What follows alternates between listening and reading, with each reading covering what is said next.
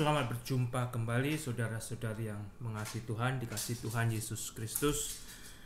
Puji kepada Tuhan untuk hari yang baru yang Tuhan berikan bagi kita semua.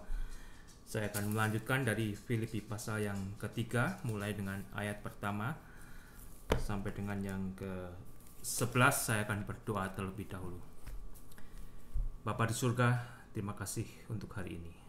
Hari yang baru, hari yang Tuhan anugerahkan kepada kami, ajar kami mengucap syukur, ajar kami berterima kasih melalui kehidupan kami, melalui apa yang kami perbuat, baik melalui pikiran, hati, dan perbuatan kami. Ampuni untuk segala dosa kami Bapa, berikan berkat-Mu, berkat surgawi-Mu ketika kami juga boleh merindukan firman-Mu. Dalam nama Tuhan Yesus hamba boleh berdoa dan mengucap syukur. Amin. Filipi pasal yang ketiga, saudara, saya akan melanjutkan dari ayat yang pertama. Demikian bunyi firman Tuhan. Menuliskan hal ini lagi kepadamu tidaklah berat bagiku, dan memberi kepastian kepadamu.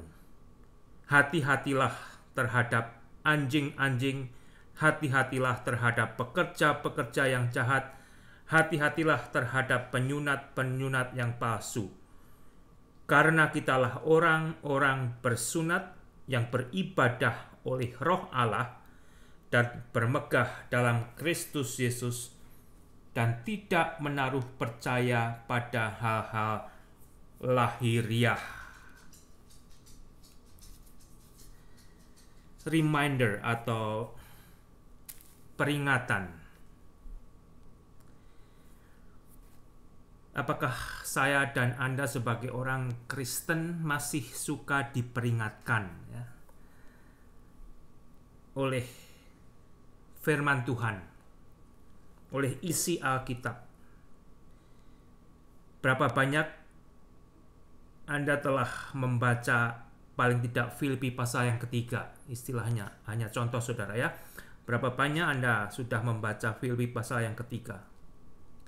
Sudahkah Anda hafal sampai saat ini?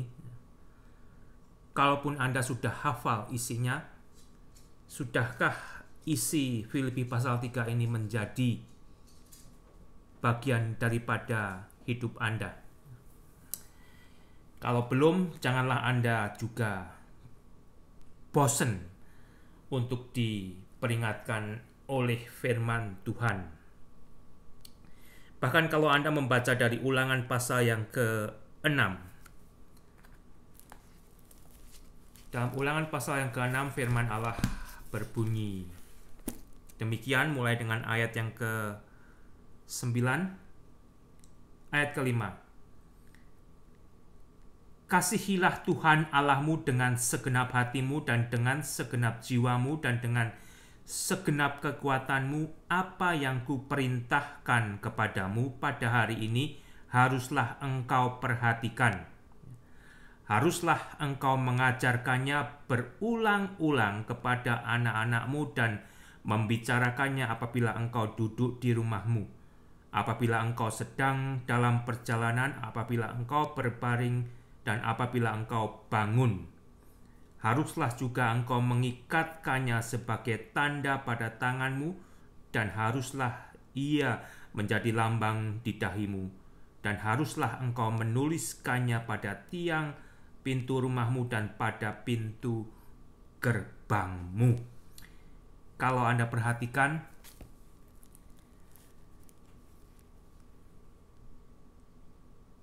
firman Allah memberikan perintah kepada kita orang tua agar kita mengajarkan firman Allah kepada anak-anak kita sejak dini mungkin, bahkan agar firman Allah itu terekspos di mana-mana oleh anak kita. Memang ada saatnya ketika mereka tumbuh remaja, pemuda, merasa di umur usia yang merasa paling tahu, terkadang anak kembali tidak mau mendengarkan hal yang berulang-ulang. Tetapi selama itu masih bisa kita berikan kepada anak kita, biarlah firman Allah juga kita peringatkan untuk kita bacakan, untuk kita dengarkan, untuk kita perbincangkan dengan anak-anak kita. Ya, bukan itu saja, sebagai orang tua juga sebagai orang yang sudah dewasa, kita memerlukan hal yang sama. Ya. Kembali buktinya bagaimana saya hidup, bagaimana Anda hidup sebagai orang Kristen. Itu semua berpengaruh sejauh mana kita terekspos oleh firman Tuhan, sejauh mana firman Tuhan yang mengekspos kepada kita menjadi satu, menjadi bagian daripada kehidupan saya dan saudara.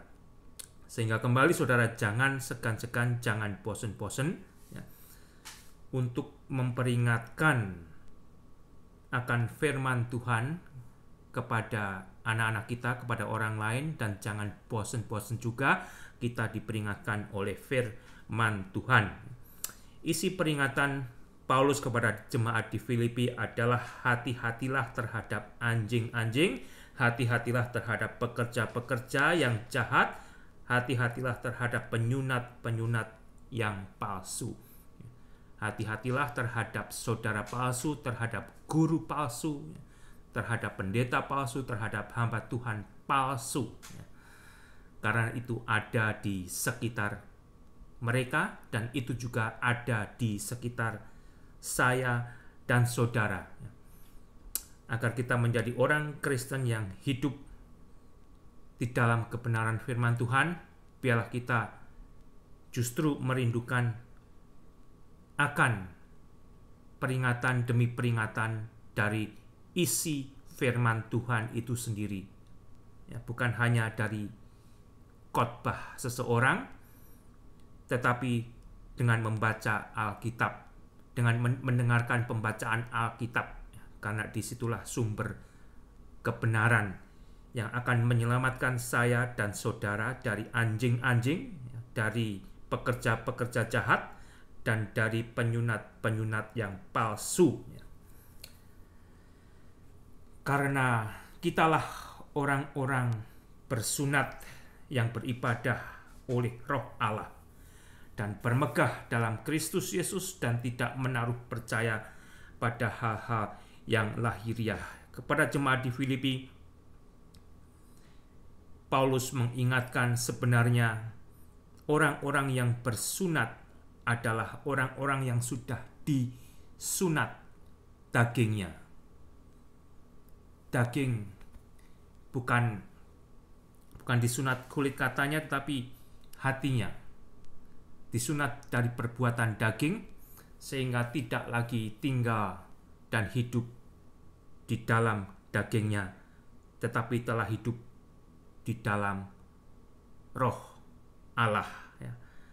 Karena ada pengaruh-pengaruh yang masih terus mempengaruhi jemaat di Filipi, mereka akan menjadi sempurna kalau mereka juga melakukan perintah hukum Taurat, dan di antaranya adalah agar mereka juga untuk berkenan kepada Allah, agar masing-masing disunatkan. Tetapi kembali, hal-hal tersebut adalah hal-hal yang lahiriah, yang justru akan menggagalkan iman seseorang kepada keselamatan Yesus Kristus.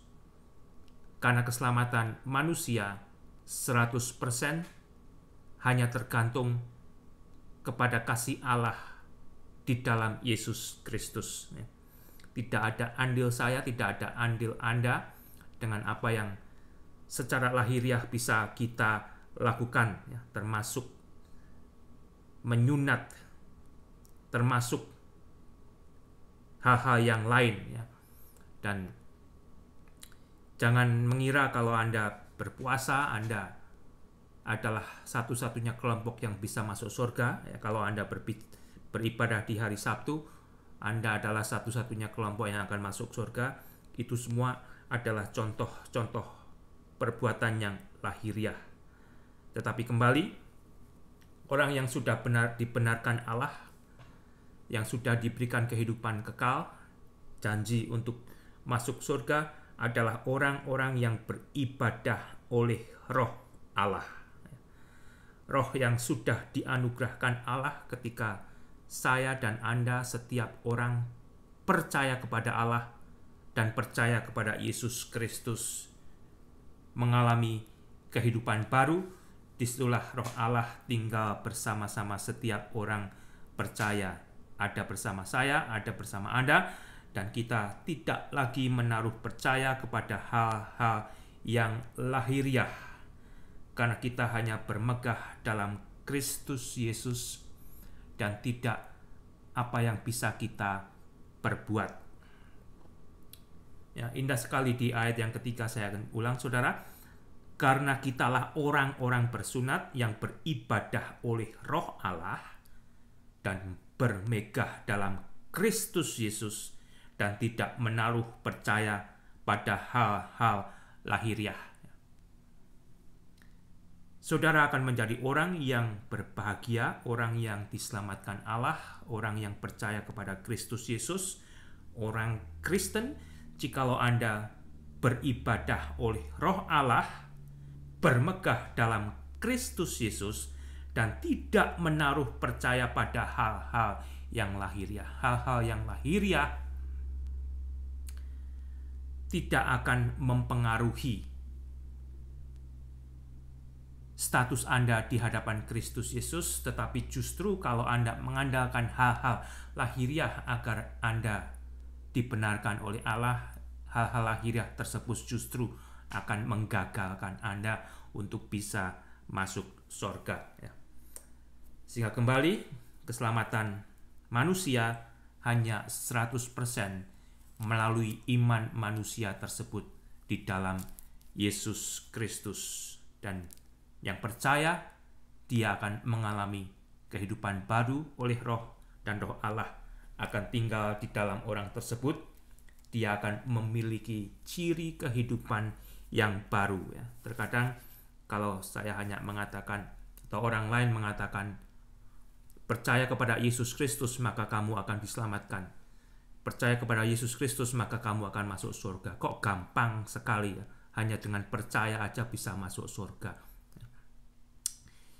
Perkataan yang simple, tetapi di situ ada transformasi, ada regenerasi yang terjadi. Orang yang percaya kepada Yesus Kristus akan memiliki hidup baru, hidup yang tidak seperti kehidupan lama, hidup yang tidak lagi menjadi hamba dosa, tetapi hidup menjadi hamba kebenaran. Ayat yang keempat, sekalipun aku juga ada alasan untuk menaruh percaya pada hal-hal lahiriah. Jika ada orang lain menyangka dapat menaruh percaya pada hal-hal lahiriah, aku lebih lagi. Disunat pada hari ke-8 dari bangsa Israel, dari suku Benyamin, orang Ibrani asli, tentang pendirian terhadap hukum Taurat, aku orang Farisi, tentang kegiatan, aku penganiaya jemaat, tentang kebenaran dalam mentaati hukum Taurat, aku tidak bercacat. Kalau ada orang yang membawa pengaruh kepada jemaat di Filipi, orang Kristen yang mengatakan jikalau orang Kristen baru akan bisa benar di hadapan Allah jikalau mereka hidup melakukan hukum Taurat, Pauluslah sebenarnya masternya. Paulus mempunyai latar belakang hidup di dalam hukum Taurat. Bahkan Paulus memiliki satu kedudukan yang tinggi di dalam keagamaan orang Yahudi, sebagai pelaku hukum Taurat. Bukan itu aja, karena dia melakukan hukum Taurat dan telah dengan giat dan taat, akhirnya dia justru menjadi penganiaya jemaat, karena dengan menganiaya jemaat dia merasa itu berkenan kepada Allah. Jadi kalau ada orang kembali mengajarkan kepada Anda sebagai orang Kristen, Anda baru akan bisa masuk surga jikalau Anda melakukan hukum Taurat. Hukum Taurat itu bukan hanya disunat saja, saudara, ya. Hukum Taurat itu bukan hanya beribadah di hari Sabtu saja.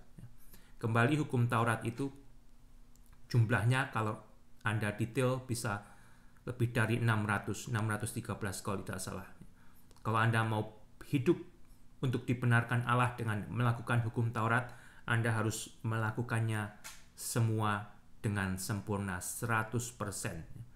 Satu hukum Taurat yang gagal Anda lakukan, Anda akan gagal untuk bisa masuk sorga.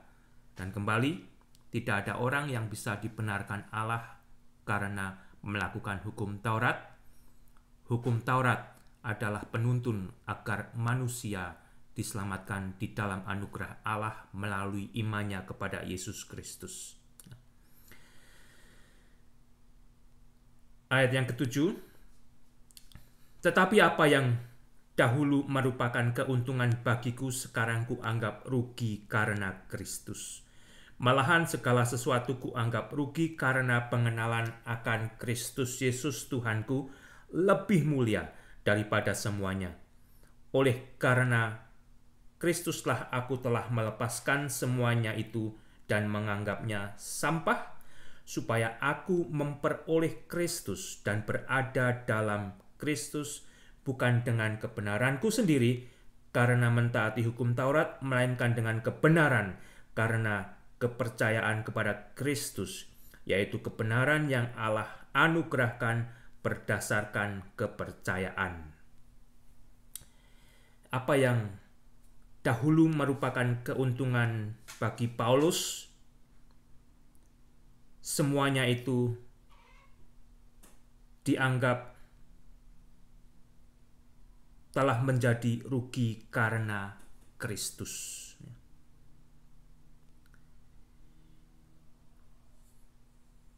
Untuk menjadi Saulus, sebelum Saulus menjadi Paulus,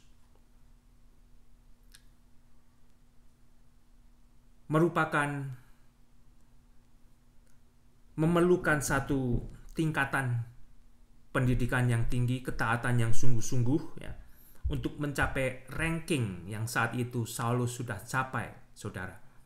Tidaklah mudah, ya. Istilahnya dia telah menjadi top student, bahkan dia juga telah menjadi pemimpin yang top, ya. Dan itu menjadikan satu keuntungan bagi Paulus yang dulunya ada Saulus, ya. Saulus bisa bermegah dengan keadaannya, dan Saulus juga saat itu dengan ranking yang dia miliki, dia mendapat pujian dari kelompoknya, dia mendapat pujian dari banyak orang. Dia dianggap sebagai orang yang luar biasa di dalam agama orang Yahudi. Tetapi setelah Saulus ditemui oleh Tuhan Yesus dan dia mengerti, dia menyadari jikalau apa yang telah dicapai dengan susah payah, dengan perjuangan yang luar biasa untuk hidup mentaati hukum Taurat, ditinggikan oleh kelompoknya, ternyata itu semua sebenarnya adalah kerugian. Karena keselamatan itu 100% adalah anugerah Allah di dalam Yesus Kristus.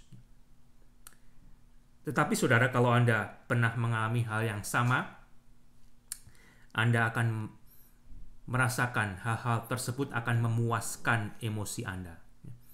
Kalau Anda masih saat ini juga memiliki keyakinan jikalau Anda akan masuk surga, jikalau Anda setidak-tidaknya rajin tiap minggu ke gereja, rajin mengikuti persekutuan, ya, rajin mengikuti perjamuan kudus, rajin memberikan persembahan, ya, Anda baru akan yakin kalau Anda masuk surga. Sedangkan itu semua bukanlah syarat untuk masuk surga. Meskipun itu semua adalah bagian kehidupan daripada orang Kristen yang harus kita, yang bukan harus, ya, yang semestinya kita lakukan. Tetapi itu semua bukanlah syarat untuk Anda bisa dipuaskan untuk masuk surga. Itu semua kita lakukan karena kita telah menjadi Kristen, tetapi kekristenan kita 100% kembali hanya berdasarkan kepada iman percaya saya dan Anda dan setiap manusia kepada Yesus Kristus. Apa yang sudah diraih oleh Saulus sebelum menjadi Paulus, dengan ranking yang tinggi sebagai orang Farisi, dengan memiliki kekuasaan, semuanya itu dikatakan kuanggap rugi karena pengenalan akan Kristus Yesus. Pengenalan dia akan Kristus Yesus lebih mulia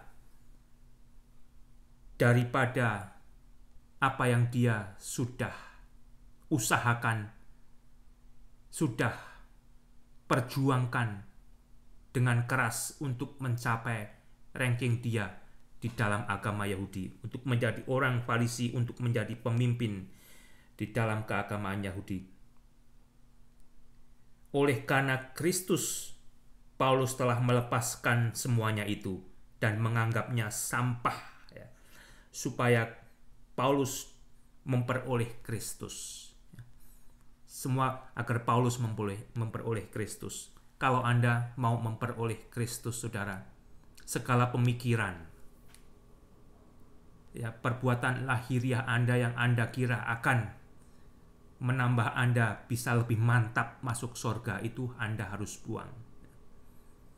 Segala pemikiran yang membuat Anda baru yakin kalau Anda akan masuk surga setelah Anda melakukan ini dan melakukan itu, tidak cukup hanya percaya kepada Yesus Kristus, itu semua Anda harus buang. Anda akan mendapatkan Kristus kalau Anda 100% mengharapkan surga hanya kepada iman Anda kepada Kristus. Jadi, jangan berharap kepada hal-hal yang lahiriah, termasuk ibadah, termasuk memelihara hari-hari tertentu yang Anda anggap itu menambah kesucian Anda di hadapan Allah, agar Anda lebih mantap masuk surga. Itu semua tidak benar.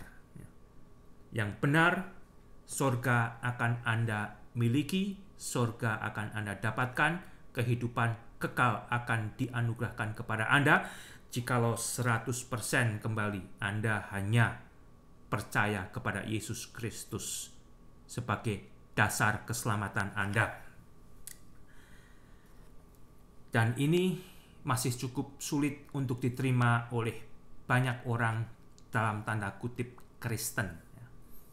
Masih banyak orang Kristen yang baru akan mantap, yakin masuk surga setelah melakukan ini dan itu. Dan kembali, agar Anda memperoleh Kristus, itu semua harus Anda buang dan percaya kepada Kristus 100%. Dan berada di dalam Kristus bukan dengan kebenaran Paulus sendiri, berada di dalam Kristus bukan dengan kebenaran Anda, dengan melakukan ini dan melakukan itu, melainkan dengan kebenaran karena kepercayaan kepada Kristus. Dengan percaya kepada Kristus, kita dibenarkan Allah di dalam Kristus Yesus. Kita tidak akan bisa dibenarkan Allah dengan perbuatan kita. Kita adalah manusia yang sudah berdosa, yang sudah cacat. Sedangkan kembali standarnya agar manusia bisa masuk surga, bisa memiliki kembali hubungan dengan Allah yang sempurna, standarnya adalah kesempurnaan. Dan di dalam Yesus yang sempurna itu, kita akan dibenarkan Allah. Sehingga kembali, saudara, kebenaran saya dan saudara dan kebenaran setiap manusia dari Allah melalui kepercayaan kita kepada Yesus Kristus. kebenaran yang Allah anugerahkan berdasarkan iman.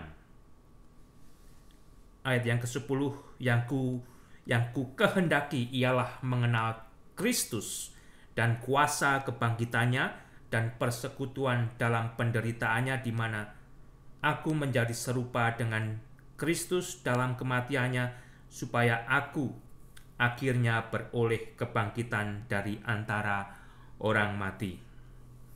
Yang Paulus kehendaki ialah mengenal Kristus.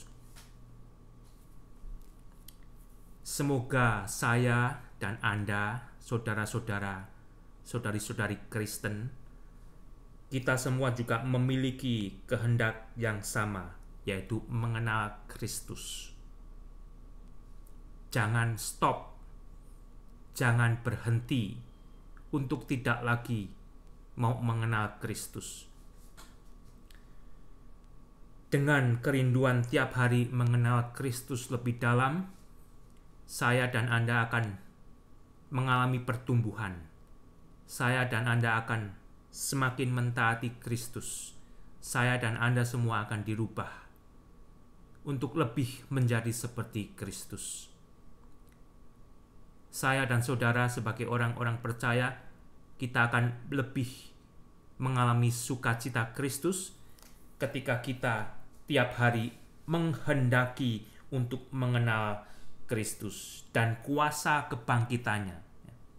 Kuasa bagaimana saya dan saudara berkemenangan sebagai ciptaan baru di dalam Kristus Yesus.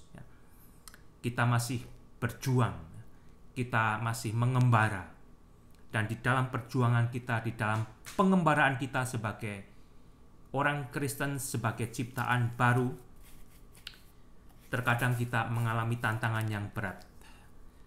Tetapi di dalam kuasa kebangkitan Kristus Yesus, kita akan diberi kemampuan, kita akan diberi kekuatan untuk terus melanjutkan pengembaraan kita selama kita masih berada di dunia ini. Ya. Demikian juga persekutuan dalam penderitaan Kristus, di mana aku menjadi serupa dengan Kristus dalam kematiannya. Kalau setiap orang Kristen menghendaki hal yang sama seperti yang Paulus kehendaki, yaitu untuk memiliki persekutuan di dalam penderitaan Kristus, di mana Anda masing-masing menjadi serupa dengan Kristus dalam kematiannya, kita akan menjadi manusia-manusia baru yang tidak lagi dikuasai oleh dosa, karena dosa itu telah kita salibkan dan dosa itu telah mati bagi kita. Meskipun dosa masih selalu mengganggu dan menggoda kita, tetapi kita tiap kali membawa salib Kristus, mengingat jikalau dosa itu kita sudah salibkan bersama-sama dengan Kristus. Saya dan saudara di dalam ciptaan baru, kita telah mati dalam dosa kita, tetapi di dalam Yesus Kristus kita juga telah menyerahkan kematian kita. Dengan kematian Kristus Yesus, kita sudah diberi kebangkitan, dan kita hidup di dalam kuasa kebangkitan Kristus Yesus, supaya akhirnya Paulus beroleh kebangkitan dari antara orang mati. Saya dan saudara dan setiap orang percaya yang 100% menaruh imannya kepada Kristus Yesus, hidup di dalam kehidupan baru kita, kita akan diberi kebangkitan hidup, kebangkitan dari orang mati. Oleh karena itu saudara, terimalah peringatan firman Tuhan dan justru rindukanlah tiap hari, tiap saat akan firman yang memperingatkan kita untuk kita tetap tinggal di dalam kebenaran, karena di sekitar kita juga banyak anjing-anjing banyak pekerja-pekerja jahat, ya, banyak penyunat-penyunat palsu, banyak pendeta palsu, banyak pastor palsu, banyak guru-guru agama palsu. Sehingga dengan membaca Alkitab, dengan mengikuti pembacaan Alkitab, Anda akan tahu, dan itu adalah keselamatan Anda. Tuhan Yesus memberkati.